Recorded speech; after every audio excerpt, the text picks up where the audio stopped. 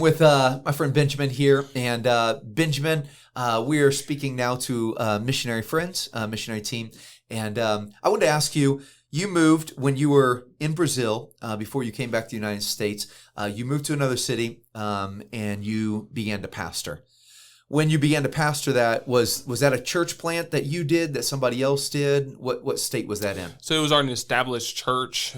Missionary had started it, and they had a couple pastors. The pastor that was there just before me had actually ended up taking a pastorate somewhere else, and he had left, and they were needing a pastor to fill in or to pastor, and they didn't have anyone. So they reached out to me, and I was like, no, thank you. I don't want to have anything to do with this. But the Lord worked and redirected, and I, said, hey, this might be a great experience, and they need help, and we might be able to help. So I told them we'd take it for a year because we were planning on coming back to the States after that. And so we moved from the state of São Paulo to Rio de Janeiro, and let's pronounce it correctly, Rio de Janeiro, and we moved there and pastored that church for a year. Yes. Okay. Now, and what was the size of the church, and how was the church? Was it financially okay? Was there a lot of people? Tell me something about it. It wasn't a large church, definitely not by American standards, but we probably ran 30 on Sunday nights. That was their big nights. At Sunday school, we'd have upwards of 20 people, and then special events, obviously, we had many more than that. Okay. But it was a smaller church. Financially, they were stable. They could continue going on, but not wealthy by any means. Sure. No. But they did support me, and I didn't work during that time. I just pastored, and I did receive a salary from them. Okay, here would be my my question. You go from living with your parents, under your parents. You're married now, but your structure was kind of under your dad, under the ministry there, and now you're moving to another new place. And you have to create your own structure, your own routine. How vital was it that you had your own routine? Yes, it was extremely vital. When we moved from São Paulo, we were working on helping start a new church. That was a new church plant, and that we were helping at.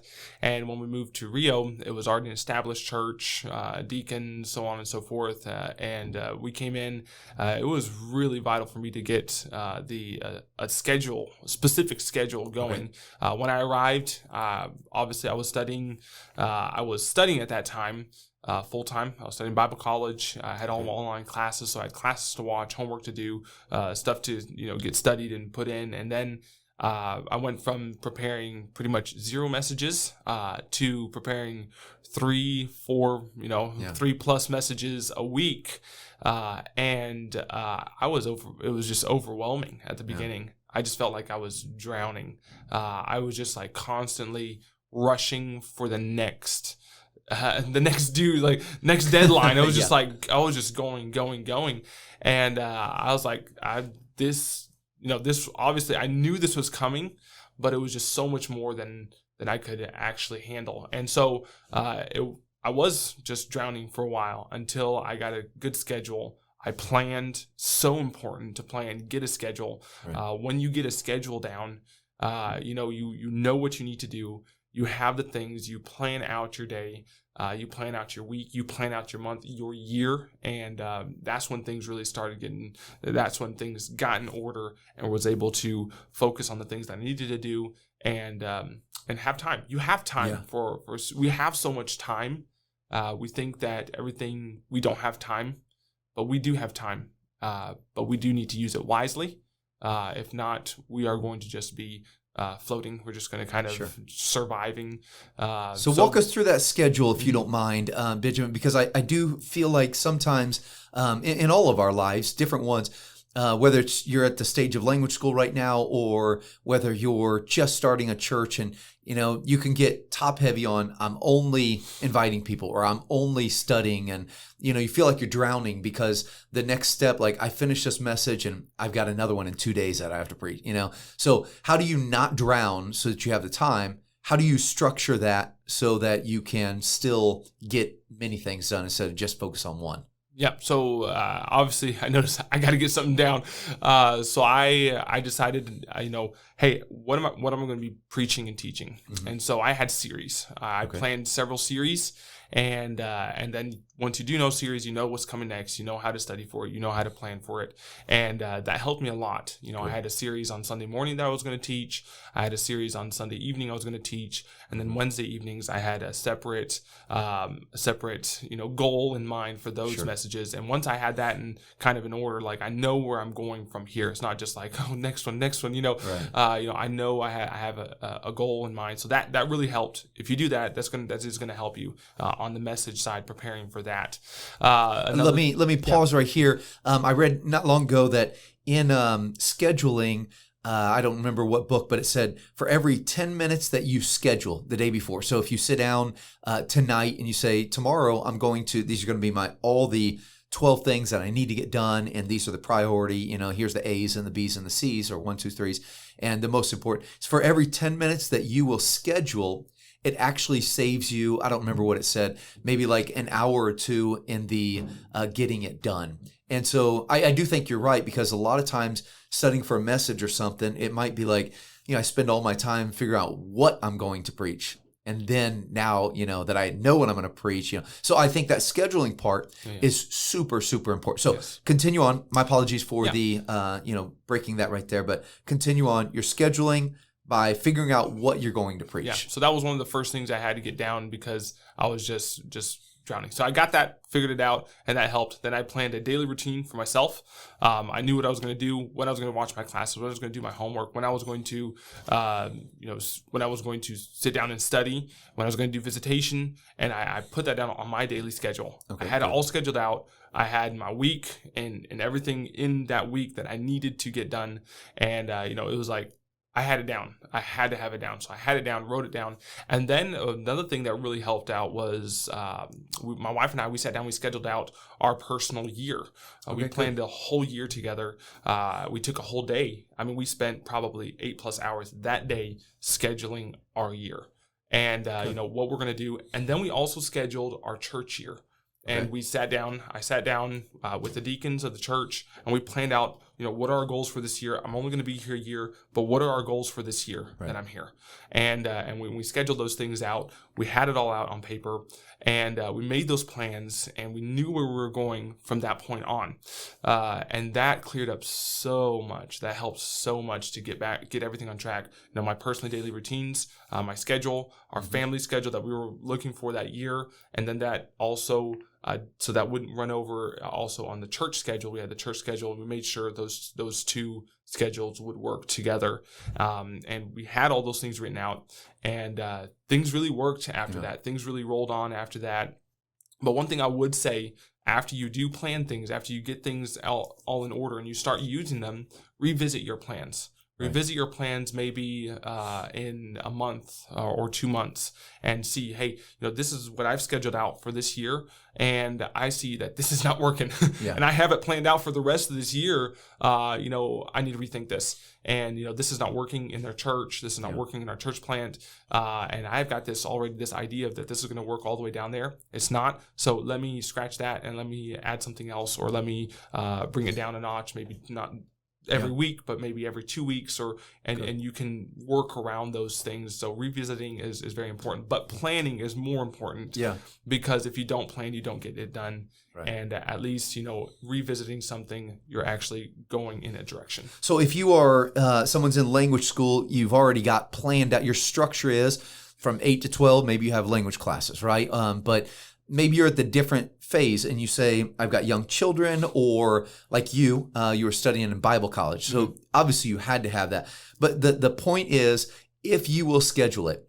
Now, not everybody listening is going to say, hey, that sounds like fun, having a whole day to plan. For some people, that sounds like misery. Like, I don't want to do that. Like, I hate it. We're all different. Nothing right or wrong there. But if you have a plan, it's easier when it comes to the execution, Yep. right? And so you've still got to get done as much as the next guy. You know, if you want to see people saved, you want to see your messages that God uses them to impact others. If you want to see, you know, finishing Bible college, whatever, you have to plan it out. And I think that's wise, Benjamin. You be flexible, you know, adjust, Yes, for sure. you know, because sometimes we all have plans. I know I have many plans. I'm like, well, that was a good attempt, but that stunk, you know? I remember being in Argentina, I had so many, I thought, one time I thought, you know what I'm going to do? Because in the political season, they would get an airplane and they would throw out flyers from the airplane and, you know, on vote for me type thing. And so I tried to rent a plane and I thought, I'm going to fill it with tracks. And I'm going to take over this city. You know, like I had so many stupid ideas, and like some of them actually worked, and some did not work. You know, and I remember putting it up. Anyway, I was called to the judge's office one time, and they said, "Look at the." You know, so I did a lot of stupid things, but you know, it doesn't happen. You plan things out and then adjust to that plan, and I think that's very wise. So, when would you start your day? When would you finish your day? Give me the high walls, the 10-foot walls that you're going to create, because as a new missionary or creating your routine, you're creating these high walls, and then you're going to live within those walls. And then out, you know, after that, that could be 8 to 5, that could be whatever it is, and then you go on. So when did you start your day? When did you finish? Was that every day? And give me some of the big blocks of the day. Yeah. So schedule, I'm just going to kind of give you an idea of my schedule as I was pastoring. In the mornings, I had Bible college. So Mondays, I worked nonstop pretty much from Tuesday through Sunday night. Mondays was our day off, and it was the day off. Like I would put my phone away. Many times I would put it in a bowl in the other room where it would not be calling us, or I would turn it off every once in a while as well. And so that was that day. But just going into our regular Tuesday. So Tuesday morning, I would start watching my classes, my Bible classes on Tuesday morning at 6:00, and I usually went 4 hours. So you know, roughly, it was nonstop classes. So you know, 6:00, 10:00, but then I usually have a break in there somewhere. So you're looking around 10:30, close to 11:00. I was done with my classes that I was supposed to watch and to participate in. So I had that done, and then usually with that time before lunch, I would try to get in any type of homework that was from that class. I would try to get that in. So sometimes I was able to complete that. Sometimes it was just a part of it, and then I had lunch with my family. And I usually took about 30 minutes. I had the lunch hour, but usually 30 minutes of that was either helping my wife in the kitchen. We just enjoy working in the kitchen together. That's when we do things. We talk. We just have a good time at that time. And so prepare lunch, have lunch together, spend some time with my daughter. After that, at that time we only had one. Now we got 3 to spend time with, but spend some time with her. And then after that, I'd finish up any other homework I had, and then I would start studying for the next whatever message I had. Right. And I would study up until 4, 5 o'clock. Usually around 5:30 is when I finished up studying. Finished up 5:30. I usually spend some more time with my family, or different days I might go out and visit for an hour, walk through the neighborhood. Sometimes we would go out with our family and just meet other families for an hour down at the park. We'd get to talk to people. Hey, during those time, invite people to church and so on and so forth. Had lunch or supper during that time, and then usually spend a little bit more time with my family. I might even get at that time we had one daughter, so she went to sleep. Maybe I could do another hour of studying after that, and then definitely put a specific time period just for my wife.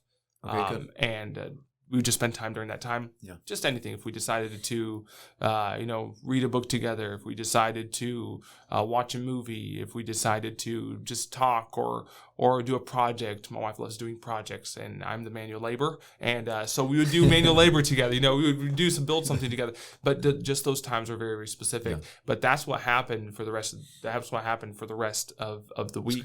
And Saturdays was obviously a little different. We had different ministries going on, soccer with youth and so on and so forth, and visitation, but just other things. Okay. So that's kind of how it worked. And I try to get in bed 10, 11 o'clock at night, and Yeah. I'd be studying 6 o'clock next morning. So I've read in a couple different books, and this would be a thought for our friends that are listening. Write down the big rocks, the big things that you need to get done. So in the illustration, they would give this bucket and they would put the big rocks. And then after the big rocks, those are the big things that need to be done. Then they put some gravel, smaller rocks, and then they would put some sand and some water. And the point was, if you only fill it with sand and water, there's no room for the big rocks. So if you're not careful in the day, if you don't really plan for it, you'll end up, running and paying the bills and, fixing things in the house. And then the day ends and you don't feel fulfilled because you didn't get done what needs to be done. So grab a piece of paper, write down, what do I want to see done? What needs to be done in the week? Maybe that's spending your time with your wife, spending time with the kids, maybe knocking on some doors, inviting people, maybe some discipleship, studying for the message. What are the big rocks? Those are the 5-6 things that have to be done. So plug them in the calendar. Then afterwards, then you plug it in the secondary, etc. But if you don't plan it, planning, not planning is planning to fail, right? Mm-hmm. And so we don't get things done. So create your structure by knowing the big rocks, and then afterwards you create everything. Well, I think Benjamin, I think that was very helpful, and God used you, and you're getting ready to hit another phase. Yes. You're finishing up your time now to go to the next one. So, and once again, you'll have to create a brand new routine. Yes. But you'll know the big things that need to be done, as maybe the language, as maybe then starting, and I think wherever we're at, we always have to adjust because we're always in different stages of life, right? Mm-hmm. Yep. And maybe more kids, or maybe the church is starting or growing or whatever. Benjamin, I appreciate your time. Maybe a last minute word. We need to shut this segment out. Last minute of the importance of scheduling and feeling the freedom from scheduling so that you can get more done.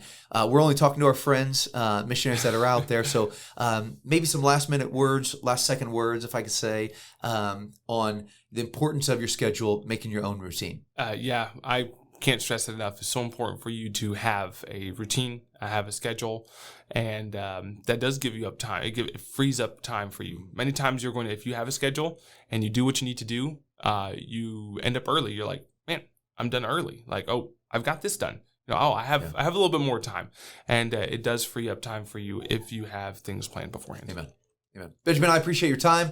Friends that are listening, thank you so much. Amen.